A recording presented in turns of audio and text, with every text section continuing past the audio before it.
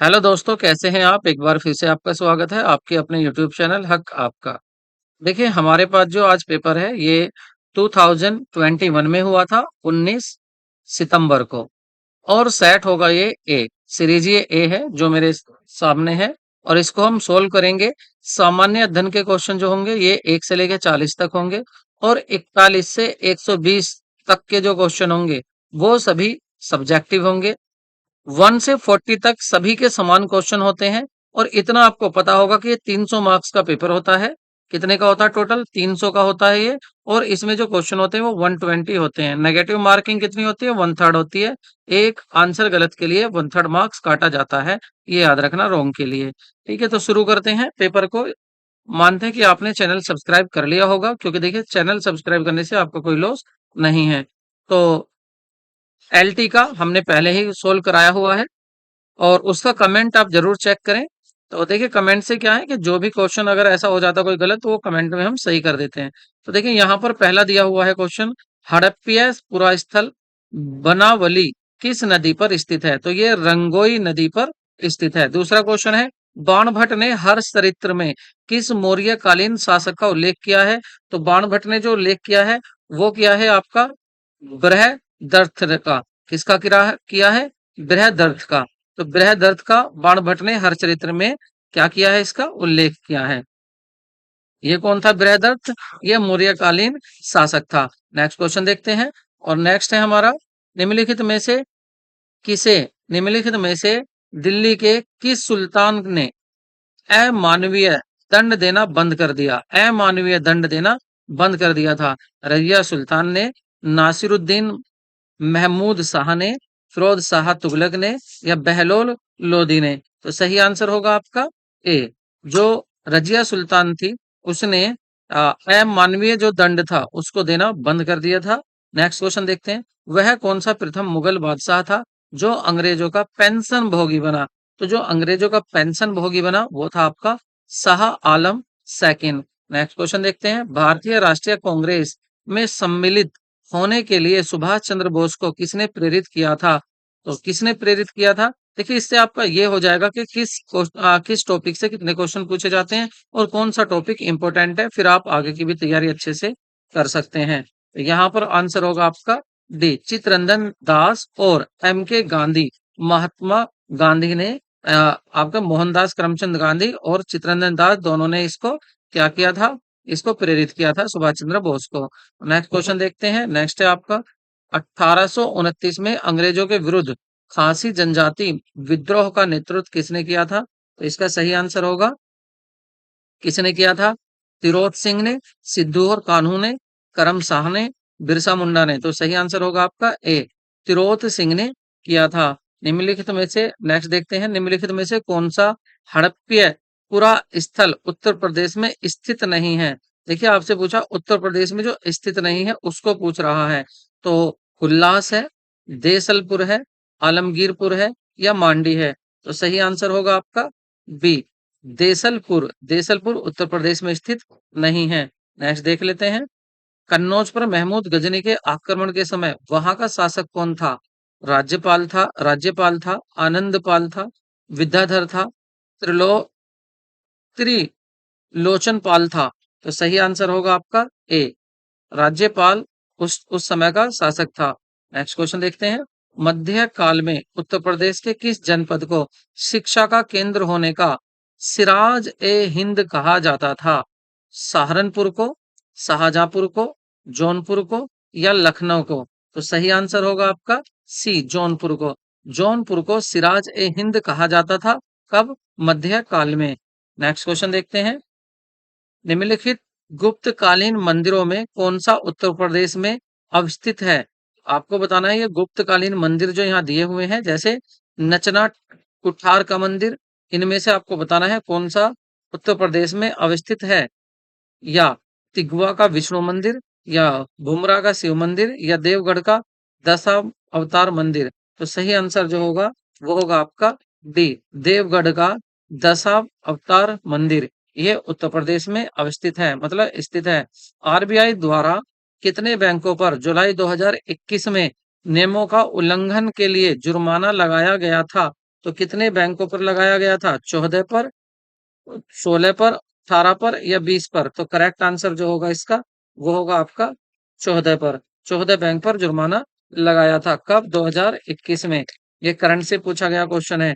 जी 12th की बात कर लेते हैं। जीएसटी परिषद का अध्यक्ष कौन होता है? जीएसटी परिषद का अध्यक्ष कौन होता है? प्रधानमंत्री, केंद्रीय वित्त मंत्री या नीति आयोग का उपाध्यक्ष या उपराष्ट्रपति? देखिए सही आंसर होगा आपका 12 का बी। 12 का बी केंद्रीय वित्त मंत्री। 13 देखते हैं। असमानता वायरस। असमानता वायरस और ये वैश्विक रिपोर्ट 2021 में प्रकाशित की गई थी।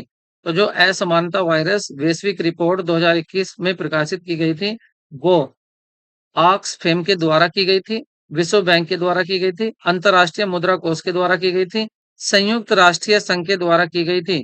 तो करेक्ट आंसर होगा आपका ए, ऑक्सफैम के द्वारा प्रकाशित की गई थी। नेक्स्ट क्वेश्चन देखते हैं। प्रधानमंत्री फसल बीमा योजना शुरू की गई थी। तो प्रधानमंत्री फसल बीमा योजना कब शुरू गई थी? इंपॉर्टेंट क्वेश्चन है ये आर्मी के लिए भी। 2014 में, 2015 में, 2016 में, 2017 में? सही आंसर होगा आपका 2016 में। बस हमारे चैनल की यही खासियत है कि यहाँ पर आपका टाइम का ध्यान रखा जाता है। बहुत जल्दी जो भी कराया जाता है उसमें टाइम आपका मेन मुख्य बात जो होती है वो होती है आपका टाइम का ध्यान रखना। इसमें आपका टाइम वेस्ट ना हो इसलिए हम ज्यादा से ज्यादा कम समय में ज्यादा से ज्यादा मटेरियल आपको प्रोवाइड कराने की कोशिश करते हैं। तो नेक्स्ट हमारा 15 क्वेश्चन है। निम्नलिखित में से कौन सा एक भारत निर्माण योजना का संगठक नहीं है? तो चैनल को सब्सक्राइब जरूर कर लें। तो ग्रामीण सड़कें, ग्रामीण विद्युतीकरण, ग्रामीण उद्योग, ग्रामीण पेयजल आपूर्ति। तो इनमें से बताना है भारत निर्माण योजना का कौन सा संगठक नहीं है, कौन सा कंपोनेंट नहीं है। तो कौन सा कंपोनेंट नहीं है?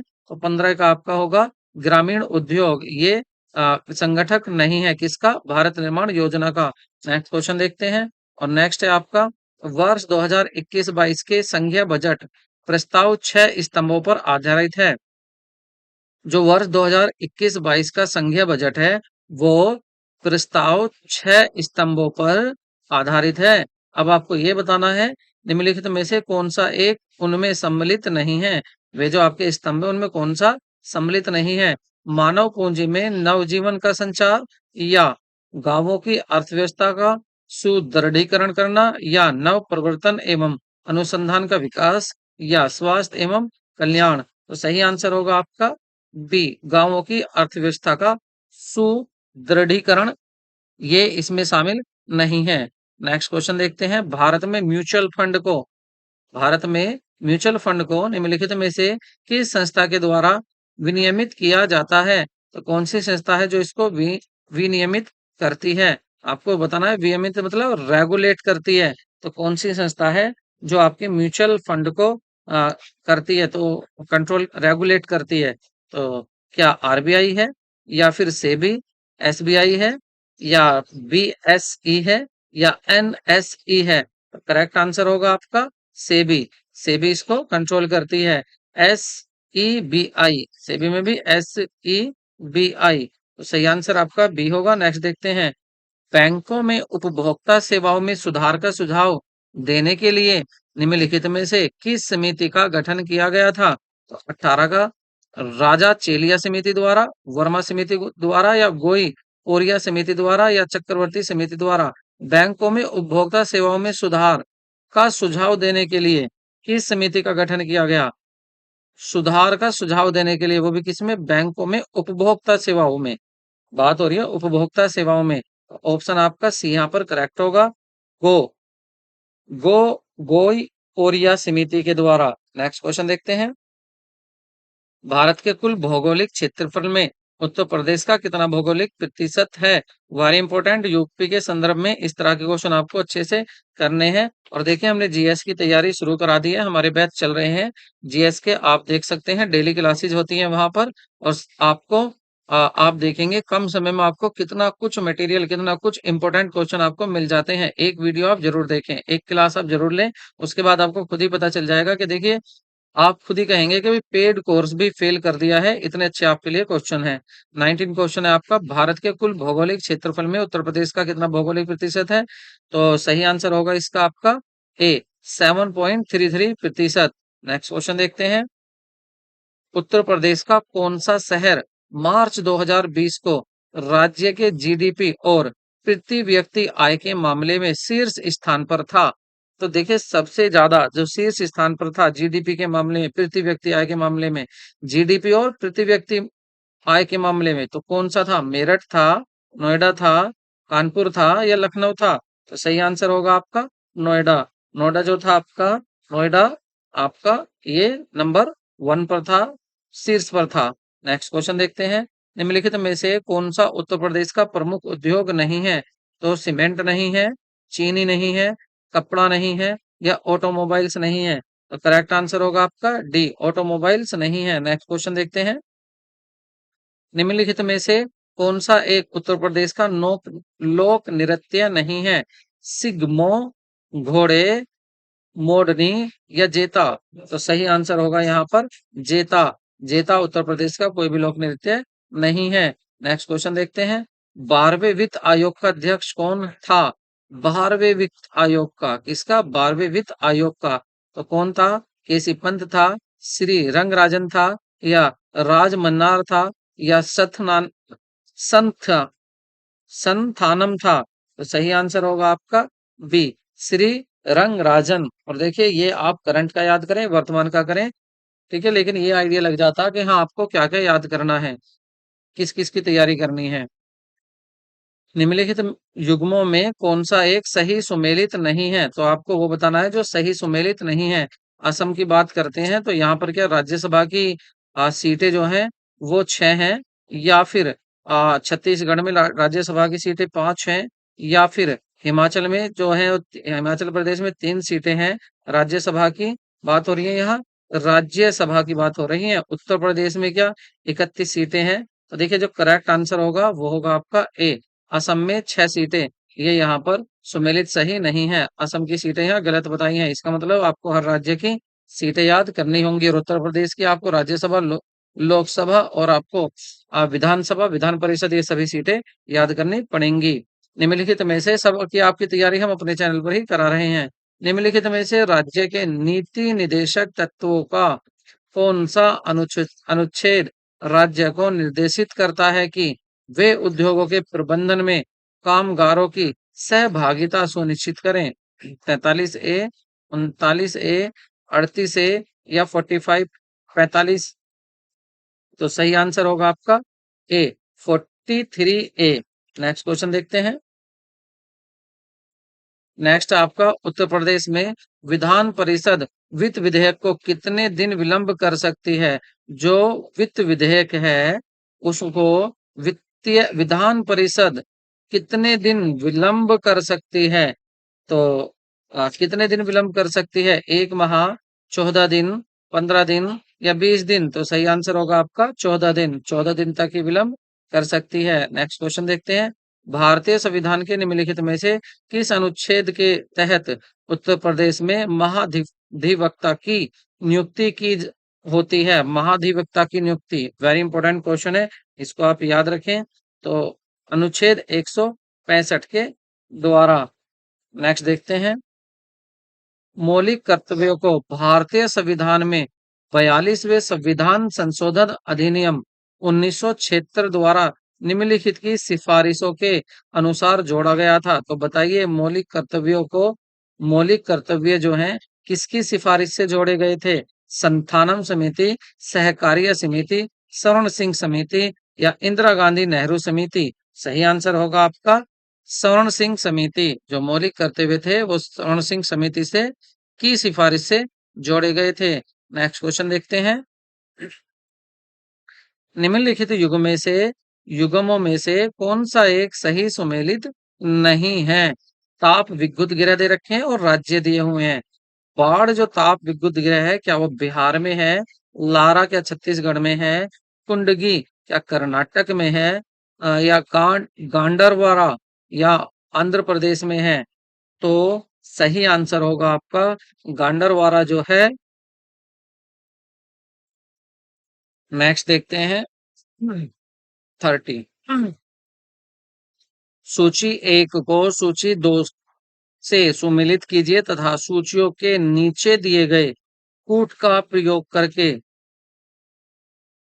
सही उत्तर का चयन कीजिए। तो एक तरफ दिए हुए हैं आपको खनिज और दूसरी तरफ दिए हुए हैं आपको खान के क्षेत्र या खादान।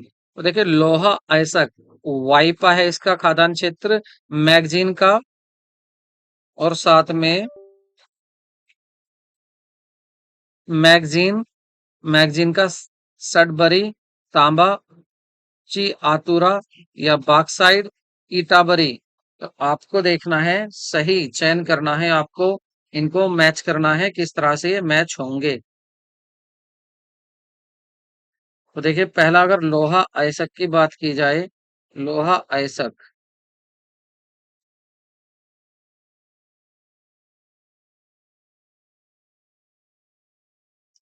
तो लोहा अयस्क की अगर यहाँ बात की जाए तो लोहा अयस्क आपका किससे मैच होना चाहिए? ये आपका मैच होगा,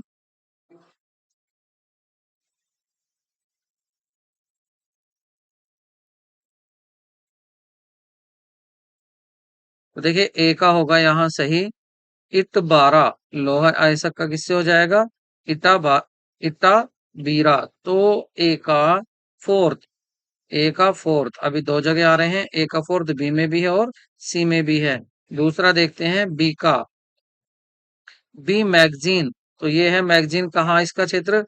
ची आतुरा।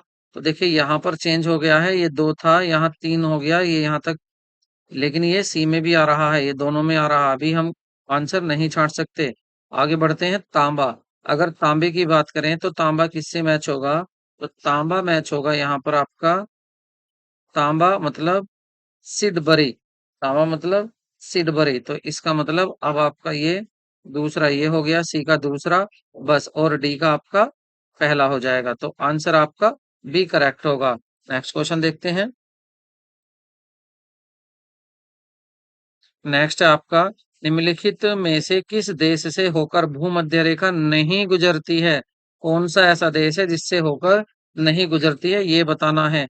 तो ये होगा आपका जाम्बिया। कौन सा है ऐसा? जाम्बिया है। युगांडा से भी गुजरती है, केन्या से भी गुजरती है, गेबोन से भी गुजरती है, लेकिन जाम्बिया जो है आपका, इससे भूमध्य रेखा नहीं गुजरती है। अगर आप सोच रहे हैं इन देशों के नाम कैसे याद करेंगे, ये तो बहुत हार्ड क्वेश्चन पूछ लिया। देखिए समझिए, आपको रेखाएं याद करनी है, भूमध्य रेखा, कर्क रेखा, विषुवत रेखा। यहां से जब आप इसको याद करोगे तो यहां से हम इसकी तैयारी आपको करा देंगे। खुद ही आपको पता चल जाएगा कि हाँ भाई, तैयारी आपका पता भी नहीं चला और आपको तैयारी भी पूरी हो गई है। नेक्स्ट देख लेते हैं। नेक्स्ट है आपका, उत्तर प्रदेश में मयूर संरक्षण केंद्र निम्नलिखित में से किस स्थान या जनपद में स्थित है? मयूर संरक्षण केंद्र महोबा में है, मथुरा में है, मैनपुरी में है, या महाराजगंज में है? देखिए सही आंसर इसका होगा आपका मथुरा। मथुरा में मिलेगा आपको मयूर संरक्षण केंद्र। मयूर संरक्षण केंद्र आपको मथुरा में मिलेगा, और मथुरा अयोध्या याद रखना, ये बहुत ज्यादा इंपॉर्टेंट है, इनको आपको अच्छे से करना है। नेक्स्ट क्वेश्चन देख लेते हैं। 33 क्वेश्चन, निम्नलिखित में से उत्तर प्रदेश की कौन सी अनुसूचित जनजाति वाराणसी जनपद में नहीं पाई जाती है? ये नहीं कह रहे पाई जाती है कि नहीं, नहीं पाई जाती है। तो आपको वो बतानी है जो वाराणसी में नहीं है, ऐसी बतानी है आपको जो वाराणसी में नहीं है। वो गोंड होगी, खरवार है, या फिर सहरिया है, या चेरो है। तो वो सही होगी आपकी सहरिया। क्या होगी वो सही? चेरिया होगी। नेक्स्ट क्वेश्चन देखते हैं। पारिस्थितिकीय तंत्र की अवधारणा प्रथम बार दी गई थी। इंपॉर्टेंट क्वेश्चन है, आप इसको तो आप अच्छे से याद कर लें।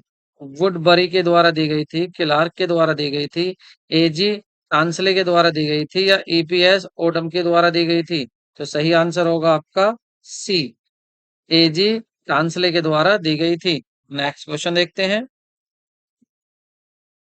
निम्नलिखित में से कौन सी फसल लवण सहिष्णु सि- सिंहसुड़ है? तो आपको बताना है टोलरेंट क्रॉप कौन सी है, साल टोलरेंट कौन सी है? खरबूजा है, मटर है, चुकंदर है, या फिर लोबिया लोबिया है? तो सही आंसर होगा आपका चुकंदर। चुकंदर साल्ट सहिष्णुड़ होती है, मतलब साल्ट टोलरेंट होती है। नेक्स्ट क्वेश्चन देखते हैं। खड़ी फसल की कटाई करने से पहले खड़ी फसल की कटाई करने से पहले अगली फसल की बुआई करना क्या कहलाता है? सह फसली कहलाता है, बहुफसली कहलाता है, मिश्रित खेती कहलाता है या फिर रिले खेती कहलाता है, रिले क्रॉपिंग कहलाता है। तो सही आंसर होगा आपका रिले क्रॉपिंग। क्या कहलाता है? रिले खेती कहलाता है। नेक्स्ट क्वेश्चन पर चलते हैं। निम्नलिखित में से किस क्षेत्र में मोटे अनाज वाली फसलें उगाई जाती हैं? ऊंचाई वाले ऊपरी क्षेत्र में या निचली क्षेत्र में या जल मगन क्षेत्र में या उच्च वर्षा वाले क्षेत्र में? तो सही आंसर होगा आपका ए, ऊंचाई वाले ऊपरी क्षेत्र में उगाई जाती हैं मोटे अनाज की फसलें। नेक्स्ट देखते हैं। और नेक्स्ट है आपका सौर ऊर्जा का कारण है संलयन प्रक्रिया, विखंडन प्रक्रिया प्रतिक्रिया या रासायनिक प्रतिक्रिया या दहन प्रतिक्रिया। तो सही आंसर होगा आपका संलयन प्रतिक्रिया। संलयन प्रतिक्रिया किसमें होती है? सौर ऊर्जा में होती है। नेक्स्ट क्वेश्चन देखते हैं। नेक्स्ट आपको रीजनिंग का दिया हुआ है ये। विलुप्त संख्या आपको ज्ञात करनी है। देखिए ये कोई हार्ड रीजनिंग नहीं पूछी थी, सिंपल सी पूछी थी। जब आप 4 में 3 की मल्टीप्लाई करोगे तो 4 तिया 12 और 2 जोड़ दो 14। इसी तरह से 9 में जब आप मल्टीप्लाई करोगे 3 की और 2 जोड़ दोगे तो 9 तिया 27 और 2 29 हो जाएगा। इसी तरह से सब 26 ती 78 और 2 जोड़ दोगे 80 हो जाएगा। इसी तरह से आप इसके सामने वाला 6 ले लीजिए, 6 में गुणा कीजिए, 3 की 6 तिया 18 और 2 ऐड कर दीजिए तो यहाँ आ जाएगा आपका 20 आ जाएगा क्वेश्चन मार्क के स्थान पर। मतलब ऑप्शन आपका सी सही होगा। नेक्स्ट और लास्ट क्वेश्चन देखते हैं इस सेट का। देखिए शब्दों को विषम युग को चुनिए।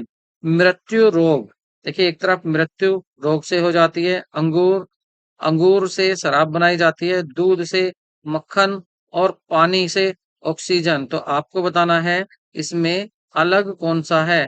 तो देखिए यहाँ पर से बनाई जाती है, सब बातें सही हैं, लेकिन देखिए डी आपका गलत होगा।